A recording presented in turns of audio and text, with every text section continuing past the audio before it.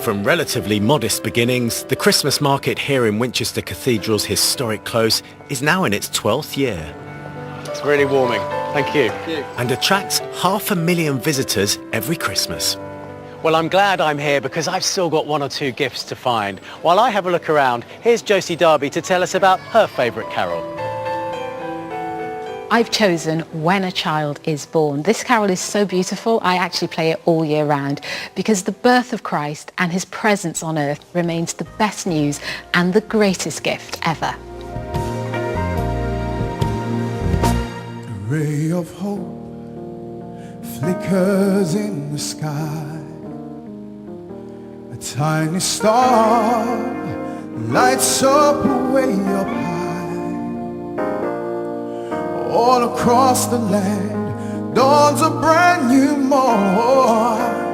This comes to pass when a child is born. A silent wish sails the seven seas. The wind of change whispers in the trees. All the walls of doubt crumble, tossed and torn. This comes to pass when a child is born. Rosy hue, shadows all around. You've got the feel, you're on solid ground. And for a spell or two, no one feels forlorn. This comes to pass when a child is born. It's all a dream, an illusion now. It must come true sometime soon, somehow.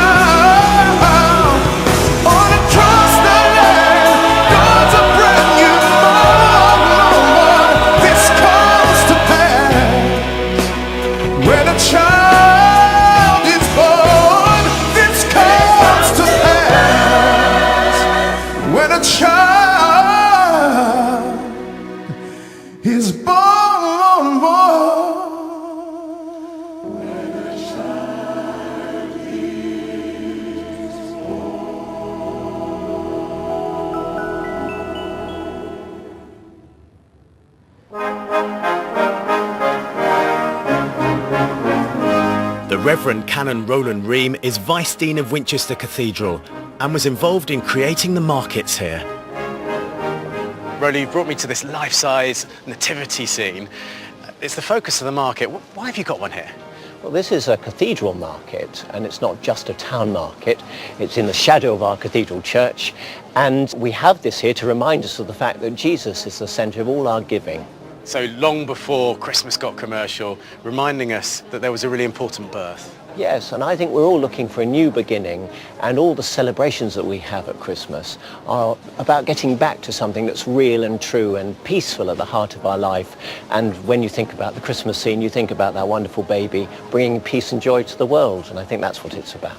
Now, it's on the close. You live on the close. What's it like having a market outside your front door? Well, it's busy, and sometimes we wish that we were a little less crowded, but actually we think of what good it does for our cathedral, supporting its ministry and mission, and all the fun that people have, because Christmas is about joy as well as anything else. What sort of shops have you got here? Well, we've got an unusual blend. We've got even a charity shop that changes every few days, where we give the charities an opportunity to raise funds for their life. We've got nuns from Minsk who bring Christmas wares every year. Yes. The big question for me is, will I find something for my wife? You certainly will, and it's a shame she isn't here to direct you. For our next carol, it's time for one of our longest serving presenters to choose. My carol is one of the world's favourites, which for a long time was thought to have been written by the man behind the Reformation, Martin Luther. Except that probably wasn't true. In actual fact, it was written about 400 years later in the 1880s by members of the Lutheran Church in America for their children to sing in a Christmas concert. What is true is that this is a carol that brings out the child in all of us, away in a manger.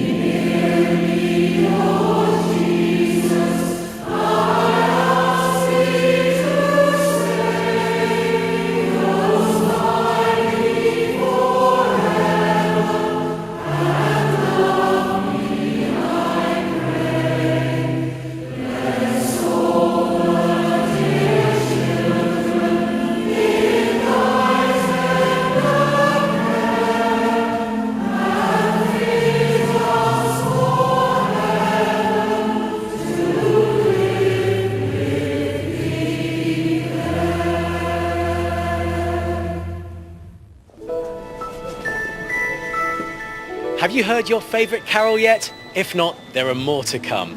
Here's Connie Fisher with her Christmastide favourite, and maybe this one will be yours too.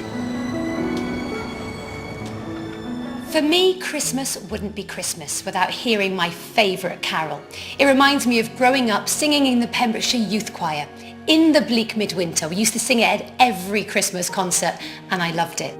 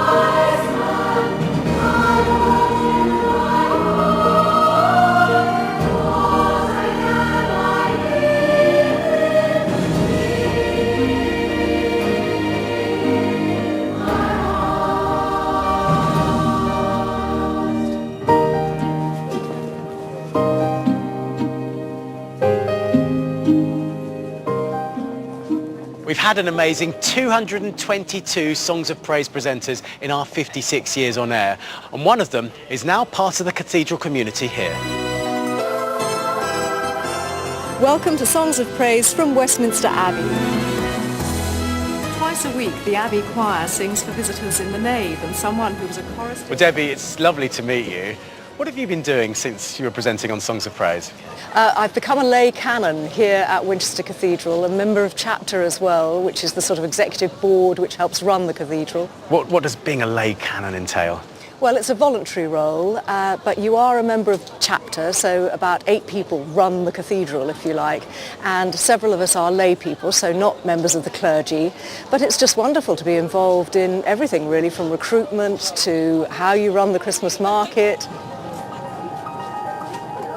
There's quite a big jump from being a presenter. What inspired you to make that move? Well, I've always had a strong Christian faith. While I was still working full-time in broadcasting, I trained as a licensed lay minister, a reader, and since then I've also become a chaplain to older people. And it's really about supporting people, older people, people in the second half of life, in the community. So we do go into care homes, but we also visit people who are struggling to live independently. Now, I'm one of the newest Songs of Praise presenters, so it's a real pleasure meeting you and hearing your stories. And you too. But I've met some inspiring people and been to some incredible places.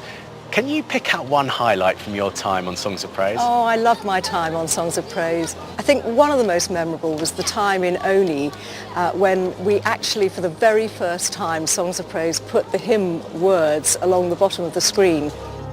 Tonight we begin a new chapter in the history of Songs of Praise. Over the past few years, you, our viewers, have been writing to us in ever greater numbers, asking for the words of the hymns to be put on the screen.